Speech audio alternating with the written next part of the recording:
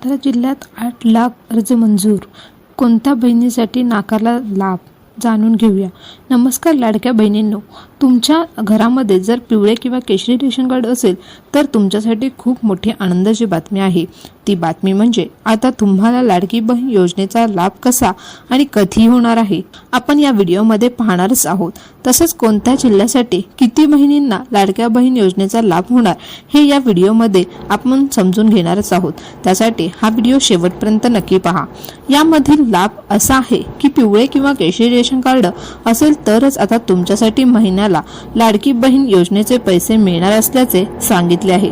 त्यामुळे सर्व ration card धारकांनी हा व्हिडिओ शेवटपर्यंत बघा. जर तुम्ही लाडकी बहीण योजनेसाठी पात्र आहात आणि तुम्ही आतापर्यंत लाडक्या बहिणीचे पैसे घेतले असेल तर आता तुम्ही या अटीत पूर्तता केली तरच तुम्हाला नवीन लाडकी बहीण योजनेचा पात्र आहात हे लक्षात ठेवा. आता योजनेच्या माध्यमातून तुम्हाला 2100 रुपये मिळणार आहेत. त्यासाठी काही अटी घातल्या गेल्या आहेत. याची पूर्तता केल्यास तुम्हाला लाडकी बहीण योजनेचे पात्र असाल, नाही तर त्यातून नाकारले जाऊ शकता. ते जाणून घेण्यासाठी हा व्हिडिओ शेवटपर्यंत नक्की बघा. निष्कर्षात न बसणाऱ्या महिलांना लाडकी बहीण योजनेतून वगळणार येणार असल्याचे हालचालीस सुरुवात केली आहे. शासनाकडून याबाबत आवाहन करण्यात आले आहे. मात्र याला सातारा जिल्ह्यात अल्प प्रतिसाद असून आतापर्यंत फक्त 3 महिलांनी लाभ नाकारला आहे. त्यामुळे जिल्ह्यात अजूनही 8 लाखावर लाडक्या बहीण आहेत. त्यामागील मुख्यमंत्री एकनाथ शिंदे यांनी राज्यातील महिलांना मुख्यमंत्री माझी बहीण लाडकी योजना सुरू केली. पात्र महिलांना आतापर्यंत 10 हप्ते महिन्याला मिळाले आहेत. तसेच विधानसभा निवडणुकीवेळी महायुतीने बहिणींना 1,500 रुपये सोडून 2100 रुपये देण्याचे जाहीर केले होते. त्यामुळे राज्यात पुन्हा महायुती सत्ता गेम चेंजर ठरल्यास सांगितले आहे.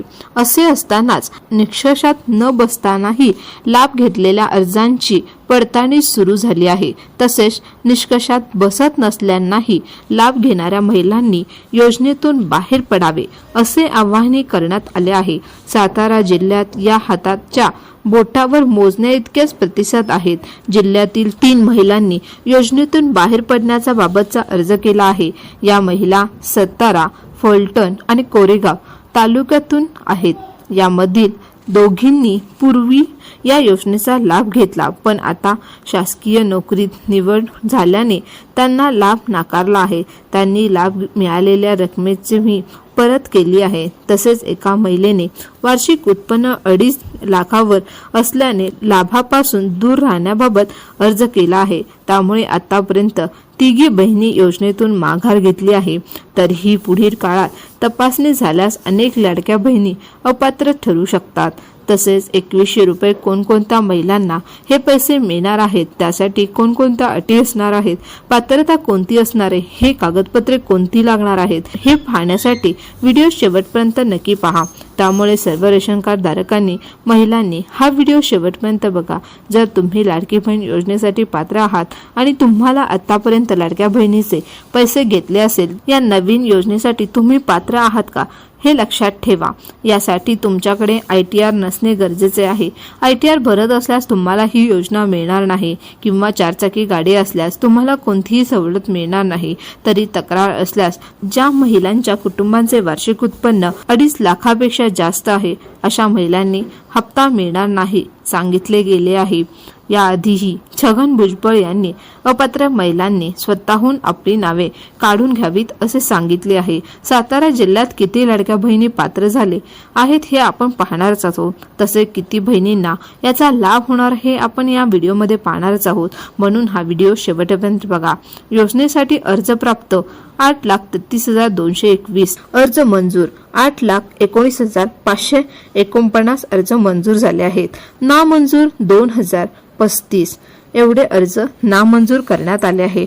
प्रलंबित तपासणी अर्ज 2,713 हे अर्ज अजून प्रलंबित तपासणी करण्यात आहेत.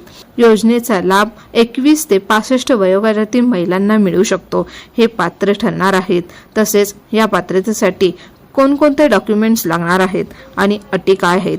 2.5 लाखापेक्षा अधिक उत्पन्न नसावे, 4चाकी गाडी वाहन नसावे, लहानानंतर इतर राज्यात वास्तव्य नसावे, लग्नानंतर इतर राज्यात वास्तव्य नसावे. लवकरच शासनाने जानेवारीचा हप्ता लवकरच लाडक्या बहिणींच्या अकाउंटमध्ये टाकणार असल्याचे शासनाने जानेवारी महिन्याचा हप्ता देण्याचे जाहीर केले आहे. 26 जानेवारीपासून पात्र महिलांच्या बँक खात्यामध्ये पैसे जमा होणार आहेत. पण 2100 रुपये देण्याबाबत अजून निर्णय झाला नाही. त्यामुळे 26 जानेवारीपासून पात्र महिलांच्या बँक खात्यामध्ये पैसे जमा होणारच आहेत. पण 2100 रुपये देण्याबाबतचा निर्णय झालाच आहे.